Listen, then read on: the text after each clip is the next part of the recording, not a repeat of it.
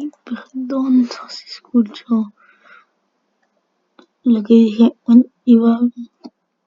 dije que este video va a durar poco porque no voy a poder grabar mucho y solo voy a poder jugar.